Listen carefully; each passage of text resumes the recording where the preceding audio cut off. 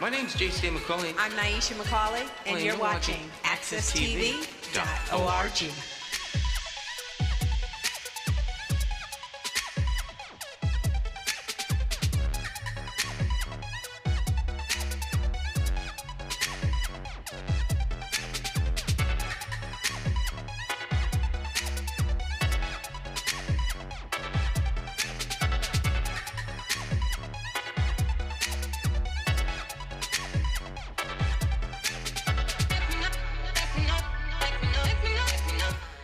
If you were describing Hartford to a visitor from out of town or your cousin who grew up in Alabama, what would you, I try to sound like a Alabamian, what would you say? How would you describe Hartford? What kind of place is Hartford? What is the culture? What's the vibe? Place is on my mind this morning. Place making is on my mind this morning. And who better to talk about place than someone who is thinking about place too, examining places, spaces, our experiences in the city of Hartford. I'm talking about Jeff Devereux of Breakfast, Lunch, and Dinner. I'm Nyesha McCauley. Welcome to Civic Beat. We're talking about place. We're talking about culture building today on Civic Beat. Welcome, Jeff. Thanks so much for having me. Very happy to be here. Yeah. So places and spaces in the city, and the way that we experience the city, this is something that I think about a lot, and like, how do we build the spaces that we all share and live in and play in and love in? And when I start to think about that topic, I thought about you and I thought about Breakfast, Lunch, and Dinner. I'm subscribed to your newsletter and I see all the things that you're building and you're creating.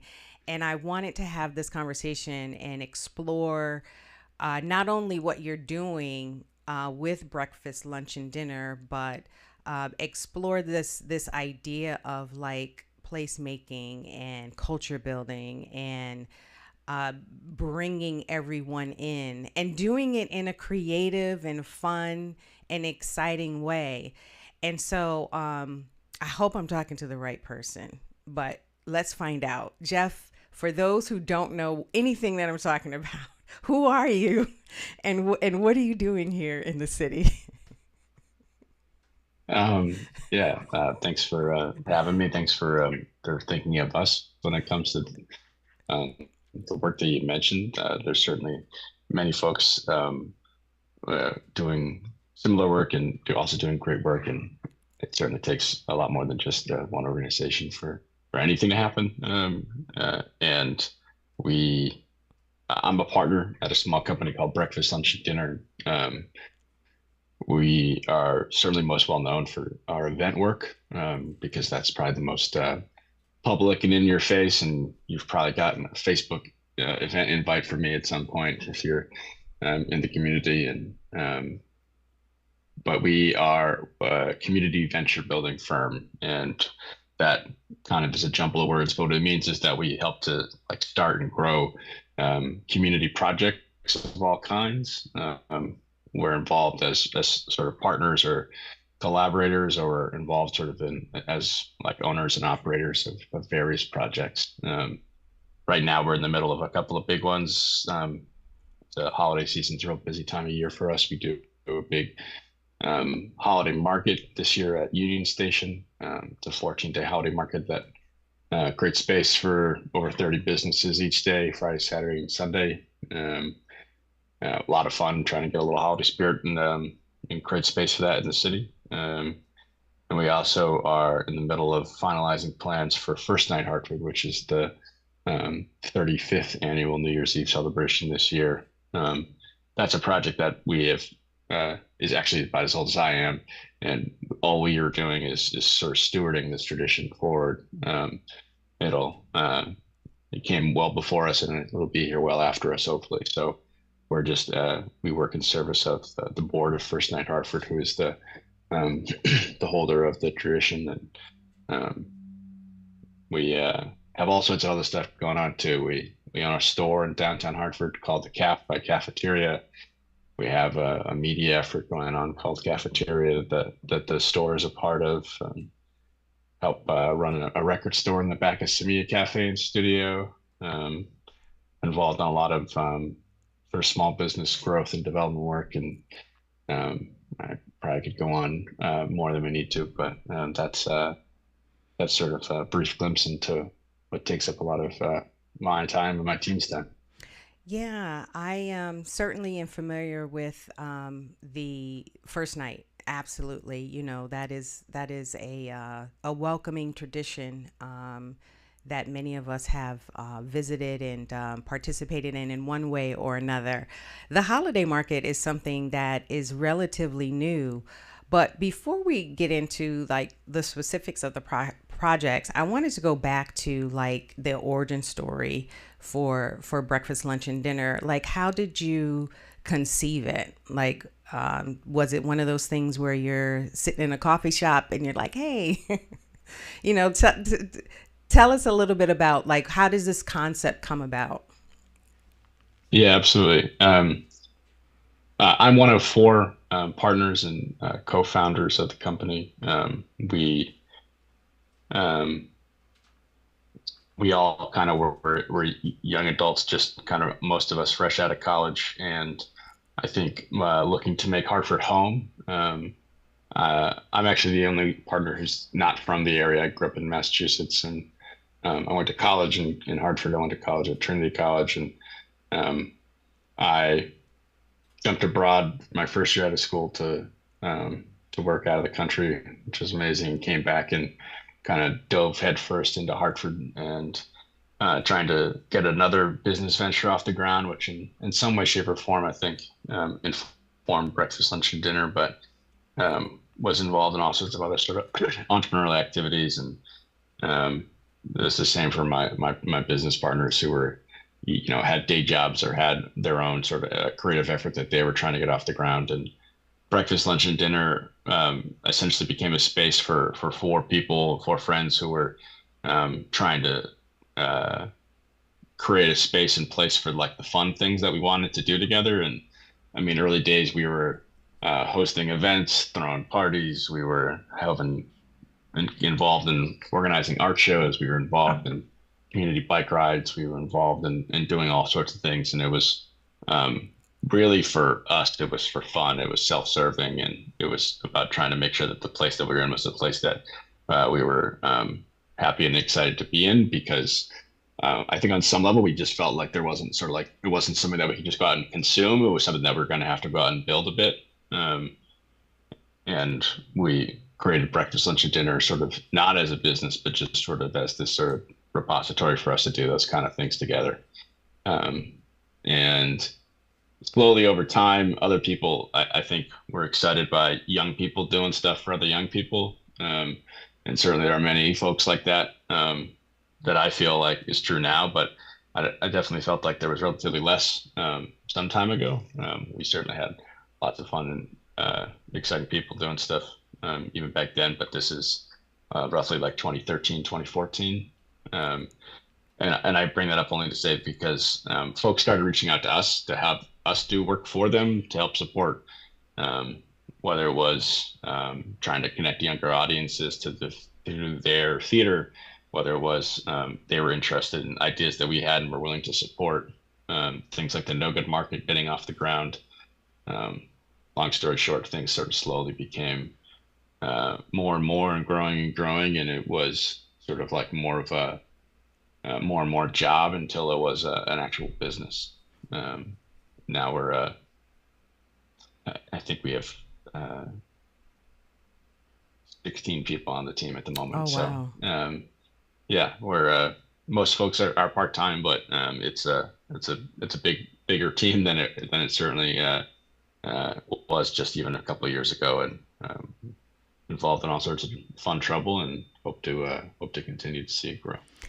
That's amazing to hear. I love origin stories. Big Marvel fan and such. But I'm wondering, you didn't necessarily set out with like a goal, like like this is going to be like in 5 years we're going to do that kind of thing. It sort of organically came about. But now that you're in it and you've been doing it, you and your team, what are you noticing? Like, are you noticing the kinds of things that you like if you set out to like we are going to impact Hartford this way? Like, are you noticing anything? Are you seeing a different vision of like that differs from the one that you originally set out to accomplish? Yeah, fair question.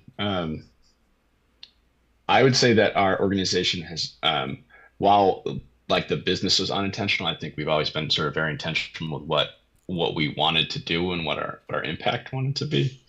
And I don't feel like that's actually changed that much. I think it's sort of like what we really did was put words to it slowly over time, and I think we're still in the process of putting words to it. But I think at our core, we're an organization that like is attempting to create um, uh, have like sort of cultural change as an outcome or a benefit of what our business is doing. And at its core, what that is about is that we're trying to create like a greater sense of shared identity and culture in our places. And I think to put it maybe more specifically, we're really concerned and excited about creating that within the urban hubs in the region. So we want to see uh, a cultural identity in the region that's centered around cities, not a, I think sort of the, if you were to ask, folks from inside Connecticut or outside of Connecticut, what Connecticut is about, I think suburban would be a word that would come up pretty fast and maybe in the top two or three. And I think it's often how people would describe the place. And there is another Connecticut that is not about that, that is not centered on that. And on some level, we're trying to create a thriving and robust community in place that is focused on cities. Um, that's, I think, often sort of a more simple way to think about it. But yeah, we're an organization sort of set on and trying to create some culture shifts. And it's not about necessarily creating new culture all the time. It's about sort of like connecting and uplifting the culture that exists in places, even within the city bounds of Hartford. How do we connect cultural pockets that are happening in one neighborhood or within one age group or community to others to uplift it and to make it more sustainable and robust and things like that.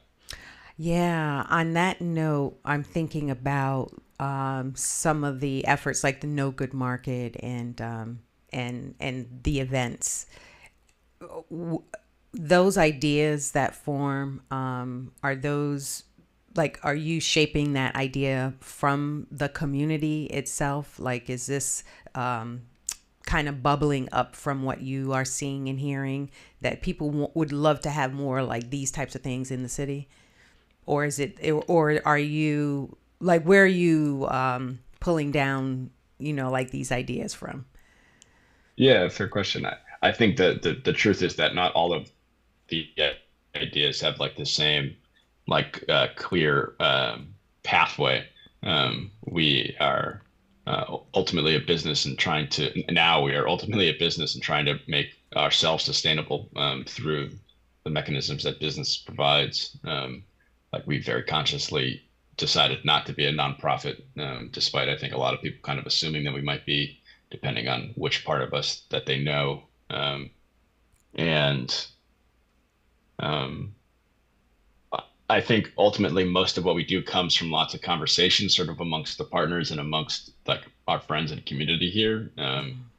And often I think we're trying to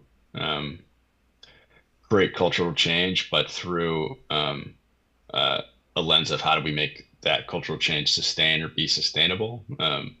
Like how do we make sure that initiatives survive and thrive? And I think there's a lot of reliance on sort of like nonprofit structures in the community, and we're often trying to push sort of like a more business mindset to try to make sure that those things can be sort of like more self-reliant and resilient to external forces that I think make sort of small nonprofits uh, have to work extra hard for limited access to dollars. And um, we've started and created things in like a lot of different ways. Like I think No Good Market came from a place of wanting to start something that uh, a couple of the partners had seen in other places, and we also knew that even within our neighborhood where No Good Market started in Parkville, um, that there was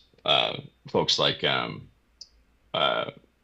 the guys who run Hartford Dedham had been running sort Mm. of an indoor market for a couple years, and so there was like some energy and success, but they were just doing it like super for fun, and created some great experiences. And we knew that there was these kind of like new and exciting food trucks out in the community, and um, I think Hartford has great food, but sometimes it doesn't.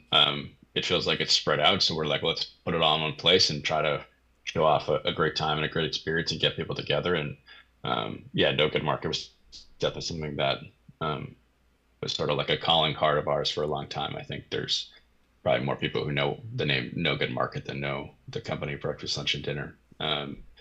And yeah, I think our individual Project Orange stories operate in very different lenses, but I think one of the things that does connect them is that we're often looking at things from if we're trying to build like cultural and sort of like uh, community, business resiliency, we need to create the stepping stones that will help sustain and grow businesses to be able to go from one stage to another. And marketplace events are a big opportunity to sort of like create market for businesses to at different stages get off the ground and access market, access customers.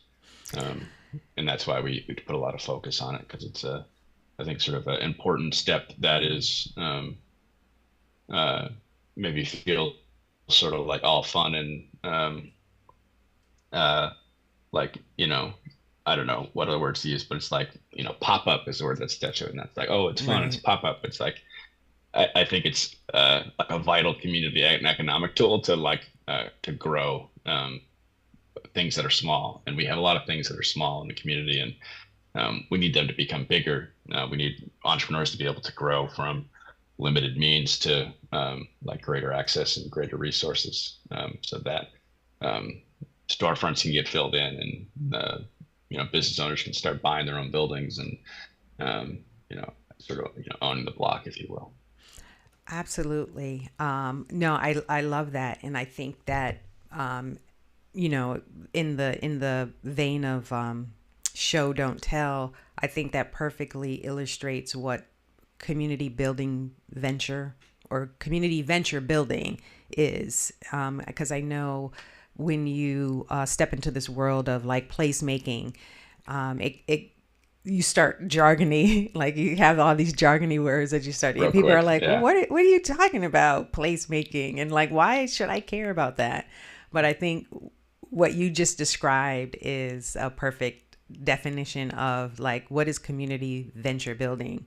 And it's like, yeah, um, there's a economic activity built into that, but in addition to providing just great experiences for people living in the city. You're doing both. You're kind of doing culture building, community building, and growing the economic base of the community. And so I think it's phenomenal. And providing the spaces, someone has to create a space and be thinking about it. And so I love that breakfast, lunch, and dinner is doing that. I know we're not going to have a whole lot of time, Jeff, this morning. So let's get into some of the specifics of where can we experience what you're building and what you're putting down. You mentioned the holiday fair, so it is that time of year. So let's just get into that a little bit, because I think this is also, it's not just like a holiday fair, I guess, if you will, but it is a part of that dream of entrepreneurship where you are a pop-up kind of you don't have a brick and mortar, and so, but you are a budding entrepreneur. Like, where do you get to have that exposure? And that's what I'm thinking about too when I visit the holiday fair. And I love it. But tell me more about like the concept there and what you're doing and this new venture with Union Station, because I think that's a little also off the beaten trail, if you will, for Hartford. We don't necessarily think about Union Station as a place, but tell us a little bit about what you're thinking with that. Yeah, sure. I mean, I think real quick context through the like lens of no good market. We've been running holiday markets for a long time. It's sort of like one-off monthly, like we do one in December every year, over in Parkville, and I think we thought those things were great. And I think at the time we also became pretty clear that there wasn't many other opportunities in the area to like do your sort of local holiday shopping. And I think we're slowly starting to see significant changes, where storefronts are opening up and things of that nature. But there's still like a really long way to go for those things to feel, in my mind, to sort of like feel like robust, and to feel like lots of folks are accessing that and are being able to do that at like a relatively high level. And we have winter fairs connected to a bigger effort that we helped start with a couple of partners called Floor Plan, which is sort of a retail activation initiative that we're lucky to have some support from the Department of Economic Community Development. We run technical assistance programs with Reset, and they're helping to support sort of the more nuanced like business coaching and things like that to get small businesses trained up with more technical resources. And the market is meant to be sort of like our hope is like a very robust opportunity to meet new customers and sell your goods, and to learn on the fly in a pop-up fashion. But we started it in vacant storefronts on Trumbull Street and Pratt Street 2 years ago, and then we moved to Union Station. Union Station offered sort of like a really unique opportunity to do things all in one place, under a roof, with good transportation options, and like in a clearly identifiable location. And we really like it. We've gotten a lot of great vendor feedback. I think we're able to sort of like control the space environment and control sort of like the holiday spirit, if you will, to create a space that is in service of the small businesses that participate, but in a way that it's in service to them by creating a good experience for shoppers. It's like I think ultimately it's if we're trying to shift where dollars go on some level. We got to create a great shopping experience that that consumers would rather check out maybe if they go to the local malls 3 or 4 times this time of year. Maybe one of those times they come shop with us instead. And maybe that's naive, or maybe that's right on point. But that's, I think, ultimately how we think about it is that if we can sort of shift where dollars are getting spent and getting spent locally, we can create opportunities for small business growth here. Absolutely. I did visit last year, and the shop local is being pushed. Even it's being pushed in from like even a corporate sense of shop local, but I think they're missing that that community building piece too. It's like, we lost that when the malls sort of sprang up, and we're all driving on the highways to go shopping. But that's also a part of like knowing the person, literally knowing the person that you are purchasing this item for, like knowing the craft maker or the soap maker.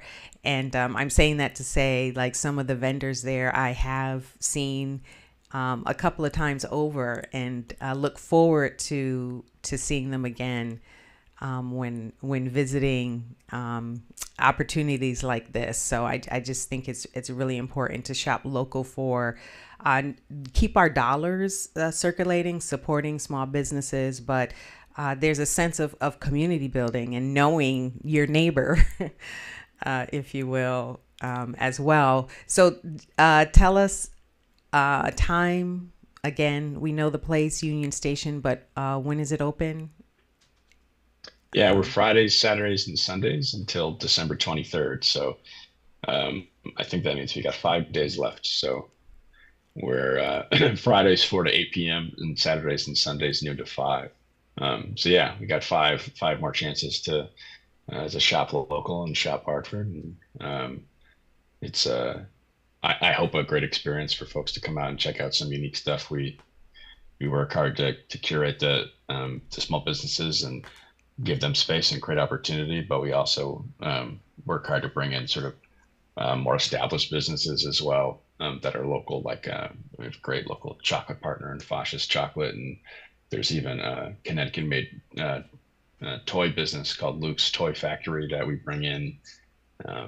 The Mia Cafe and Studios popping up with coffee and hot chocolate and a little wine and some canned cocktails too.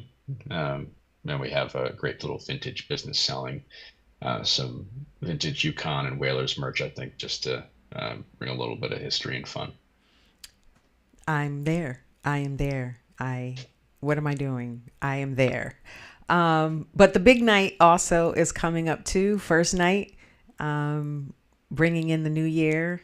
Are you already looking at like the weather forecast? Like what's happening with first night for you? No, I think it's crazy to say a lot, but I think we've been doing this event work for about a decade now, and at this point, I like avoid the weather forecast because all I can do is like, in New England, it's going to change. Probably changes everywhere, but we like to say that in New England, I guess. And, yeah, there's nothing you can do about the weather, and first night is not a thing that you can't change the date of New Year's Eve. Right. It's coming. a federal holiday. It's going to happen when it's going to happen, and we're going to do our best to put on the best show possible, given that we know that weather can be tricky that time of year. But yeah, it's been going on for 35 years, and this will be our 5th year, sort of helping to steward it, and we're committed to making sure that the tradition continues one way or the other. So we'll cross our fingers certainly for good weather, but yeah, that can mean many things. Absolutely. So that is going to be all around different spots, downtown Hartford, and fireworks and the thing that we do, fireworks, bringing in the new year together, right? Yeah. But so we'll you be have at, a website, right? You have a website for that? Where can people check out more about? Yeah, firstnighthartford.org is where folks should check it out there. I think that for folks who have been or haven't been in a while or are looking to come out, the way it works is that there's about a dozen indoor venues that participate with us that we create programming for, whether it's kids programming and craft activities to music to comedy to improv to performance and dance and stuff like that. And to get into those venues, you need a button. You need your first night button. That's sort of your ticket into the whole night. So it's family friendly evening, and there's your button access is like you're very cheap ticketed to many different things. So it's $12 for adults and $3 for kids, and you can buy those at firstnighthartford.org, and then come check out a lot of what Hartford has to offer.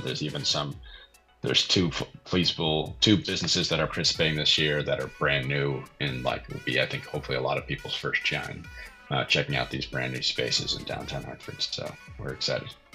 All right, we're excited too here at Civic Beat, and that is going to be our time. But hopefully Jeff has inspired you and given you a lot to think about when you think about this place called Hartford. And so for more conversations, keep it locked on accesstv.org and on Civic Beat. We're here every Tuesday bringing you conversations about this place called Hartford and how you can participate, how we can participate together and build a city that we all love, live, laugh, learn, and love. And I said that twice. I think I said love twice. Anyway, thank you for watching. Love deserves to be twice. Yeah, okay. All right, Jeff. Thank you all. And keep watching accesstv.org.